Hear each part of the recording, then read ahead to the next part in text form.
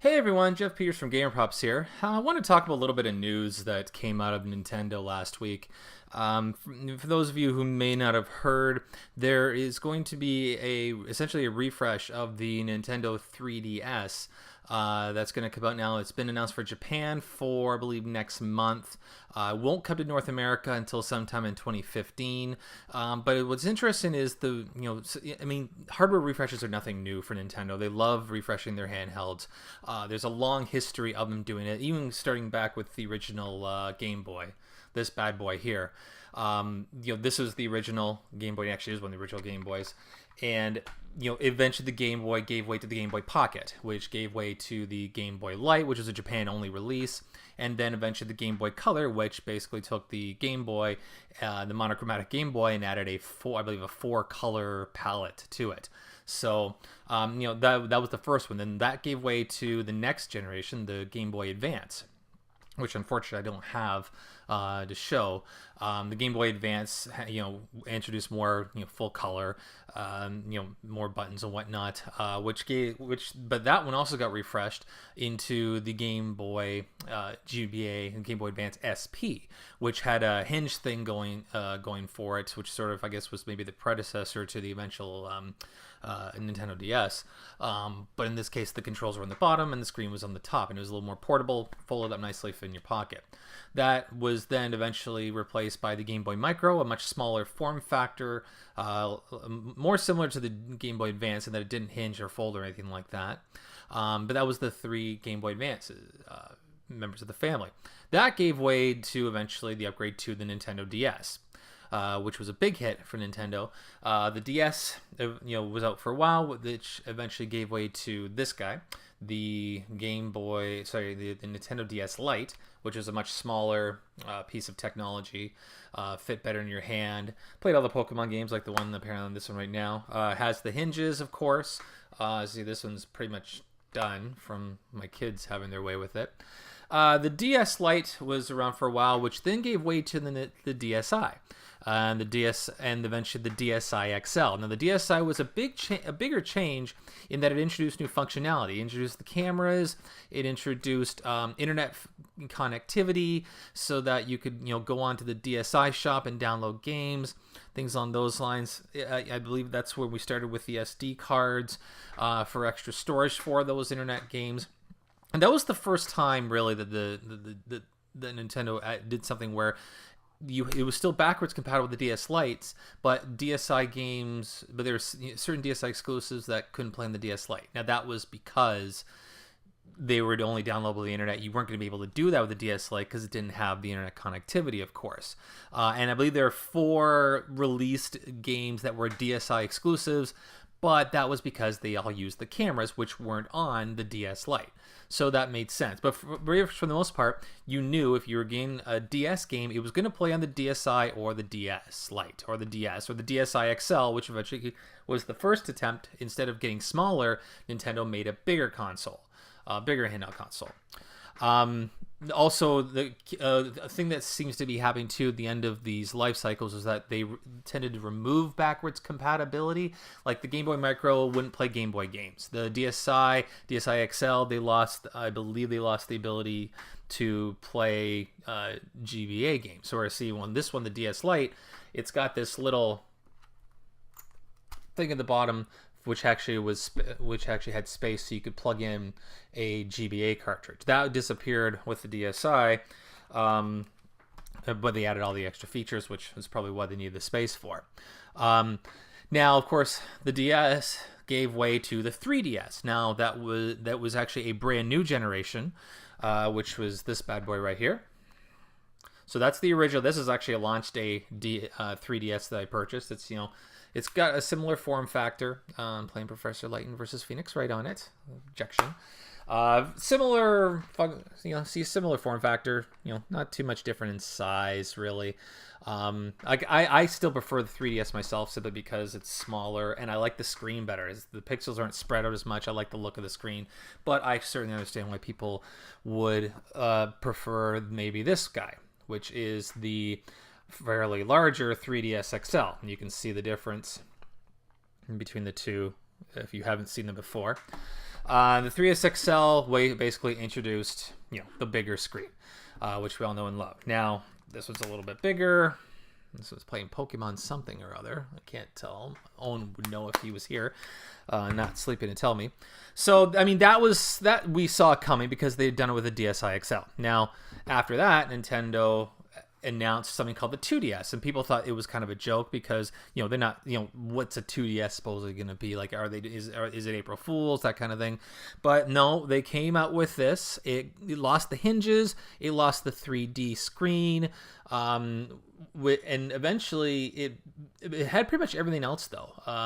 Didn't have the stereo speakers obviously and whatnot. It's a cheaper version, which was really more designed, I think, for kids. And as someone with a kid who is really hard on the hinges with the 3DS, this was actually kind of a welcome change. Now, yes, the screens are a little more, unprotected, as it were, but there is a case for it, which can, help with that. But the 2DS, the key thing about it was kind of confusing. People are like, well, is this a new console? Well, no, it is a 3DS. If you have a 3DS game, it's going to play on this thing. It's, there's no 2DS exclusive. It's simply, you won't be able to watch the games in 3D, which for young kids, it doesn't matter anyways because they're not supposed to. Until my middle son turned 7, we had to turn the 3D off. Now, it's fine for him to look at it, and he kind of likes it from time to time, but, different strokes for different folks. But now we have this new 3DS, which Nintendo is coming out with in Japan, and we're going to get here eventually.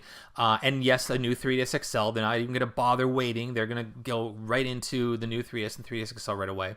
It's going to have a faster processor. It's going to incorporate a C-stick, so basically, essentially almost a second thumbstick, if you will, on the right-hand side, just above the and to the left of the face buttons. 2 more triggers, so ZL and ZR buttons. Basically the same things that the Circle Pad Pro were supposed to add on for the 3DS, but that didn't really take off, and now they're just going to incorporate it natively onto the machine itself. So you're adding 2 more shoulder buttons, and you're making it basically like the standard controller on most consoles now. Wii U gamepad, Xbox 360 and One, PS3, PS4 all have the dual thumbsticks essentially.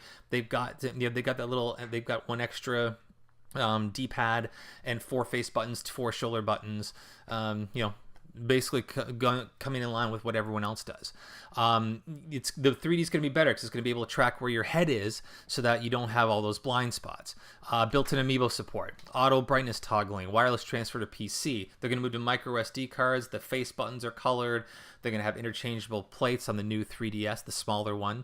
But the big difference here, and the thing that concerns me now, is that there's going to be games for the new 3DS that will not work with the 3DS and 2DS. So one example is the Xenoblade Chronicles remake, which is going to be exclusive to the new 3DS. The new Smash Brothers for 3DS is going to use those new buttons as well. And for Smash players who experience Smash players, you'll know that C-stick is used typically for the Smash attacks. If you have a regular 3DS or 3DS XL or 2DS, you're not going to be able to use that. It could be a competitive advantage if you play online. Smash competitive players will know that better than me, obviously. Like I meant, the DSi didn't do this except for a couple of notable exceptions because they used the camera. The concern about this is that, number one, it's hard to decide if, is this a new handheld generation? Well, not really, because it's still 3DS games. I wouldn't call it backwards compatible because it's being called a 3DS. But at the same time, there are exclusive games. It doesn't have enough new stuff to be considered a new generation, but it's got enough new stuff that, I don't know if I could just call it the next step up or the next iteration, like the Game Boy Micro was, or the DSi XL, or even the DSi. I think it goes further than the DSi did. All this adds up to is a whole lot of confusion for parents and consumers, for a company that really can't afford to have any more consumer confusion than they've already fostered.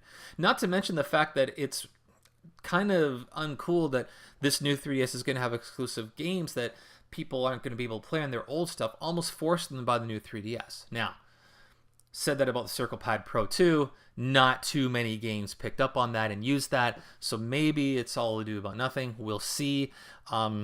This one feels different, though, for whatever reason. I hope there's just not a lot of it. But this is from a company that couldn't convince customers that the Wii U was a brand new console. So many people still believe that the Wii U is an add-on for the Wii when it clearly isn't. But this is what Nintendo's done, and I'm afraid they're just going to do the same thing with this particular with the new 3DS. Just try walking to a store, like there's been people online that say, I do follow this for a living. I follow this personally as as a hobby, so I know a lot about this, but it's confusing even to me and even people in the press and whatnot. Now imagine average Joe consumer who walks into an EB Games or GameStop and just wants a 3DS game. Then they got to figure, well, do you have the 3DS? Do you want 3D? Do you want the new 3DS? Because there's only work on that. It's just way too much information, too much to try and process. The other thing which kind of bugs me a little bit, and this is not as big a deal, but I don't know how cool it is that there's going to be in North America, they're releasing some themed 3DS XLs. As you might have seen, there's a Smash Brothers one. I believe there's a couple other ones. I think there's a Persona one, and they're also doing one that looks like an old classic NES controller. Very neat design. But what bugs me about the Smash one is that the Smash Brothers for 3DS will take advantage of those buttons and that C-stick on the new 3DS. Yet they're releasing a Smash 3DS themed one that doesn't have those extra buttons in North America. I don't know why they're doing this. Again, it's more confusing, and I don't know. To me, it's just not cool that they're doing that when it's not going to be the console that's best for Smash, probably. Yeah, again, that's maybe just me. So thank you very much for watching, and I hope you check out more of our YouTube channel, youtube.com/GamerPops, and I'll talk to you again real soon.